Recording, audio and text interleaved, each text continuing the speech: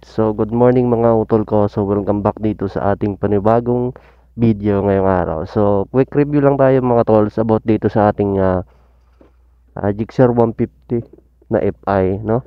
So, ikot ko lang kayo saglit, no? Dahil nandito na rin lang naman tayo. Bigyan ko na lang din kayo ng konting idea kung ano yung mga nadagdag ko dito sa ating Suzuki Gixxer. So, yan mga tol. First one of nadagdag ko dito sa ating motor.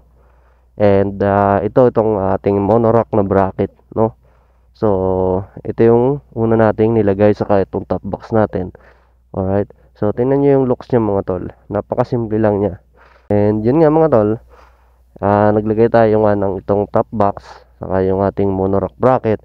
And then naglagay tayo dito ng tail bag, no? Para naman hindi tayo mahirapan maglagay ng ating mga papeles kapag tayo bumabiyahe, like ng ORCR or ating lisensya, para mas madali mo na siyang makukuha. Ganyan lang siya kasimple mga tol, oh. Ayan yung isa nating nilagay dyan. And then of course nagdagdag tayo dito ng tank pad, no? Kasi mas malaking bagay ito mga tol na tank pad kasi iwas gas-gas din kahit konti. Saka hindi siya kontra din siya sa pag karoon ng mga scratch dito sa ating tangke, di ba? So, isa pa mga tol ay nagpalit tayo ng side mirror from stock mga tol. Ito, nagpalit tayo dito ng bar end side mirror kasi mas prep ko talaga yung bar end side mirror. Sa ngayon, yan muna kasi mas maganda naman siya mga tol. Kitang-kita naman yung likod. And of course, isa pang dinagdag natin dito mga tol ay ang ating DIY na slider, no? Yan mga tol. Kung napapansin niyo yung slider na yan mga tol, yung nakabitan ng ilaw natin. Yan, kabilaan yan mga tol. Kung napapansin niyo mga tol, is yan yung panlagay sa flooring ng Mio Sporty, no? So ang ginawa ko diyan, binutasan ko lang siya sa gilid para magkaroon siya ng kabitan dito mga tol. Kasi dito ko lang siya ikinabit. Yan, kung nakikita niyo mga tol, yan.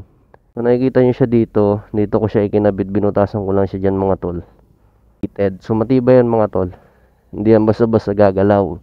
And then of course nilagyan ko yung mini driving ko, guys, dito ko ikinabit, binutasan ko lang din itong pinakang magiging slider nya para dito ko lagay yung ating mini driving light. So yun, dito ko siya dati nakalagay mga tol. Parang mas gusto ko siyang ilipat dito, kaya nilagyan ko siya neto ang DIY slider. So yon, sa gulong naman mga tol ay wala pa tayong napapalitan. So gulong niyan unat huli all stock pa rin mga tol. At ang gulong nito sa unahan ang gulong nito mga tol sa unahan ay merong sukat na 100 by 80 by 17, and sa likod naman mga tol, yan, mas malapad yung nasa likod niya, 140 by 60 by 17, di ba? And camera holder, yung top box, and yan nga mga tol, naglagay tayo ng tail bag para mas komportable tayo sa ating mga gamit. And of course, mini driving light, no? So yan, overall, that's it. Wala pa naman tayong ibang mga nabago dyan sa ating Suzuki Gixxer FI 155 sports bike. So yon, and sana naka-share ko sa inyo mga utol yung ating mga accessories or mga nadagdag natin dito sa ating Suzuki Gixxer 155 FI. So yun lang mga tol, hanggang dito na lang muna ang ating video for today.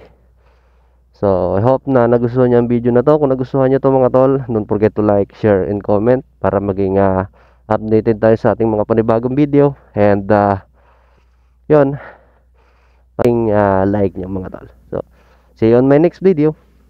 Peace out.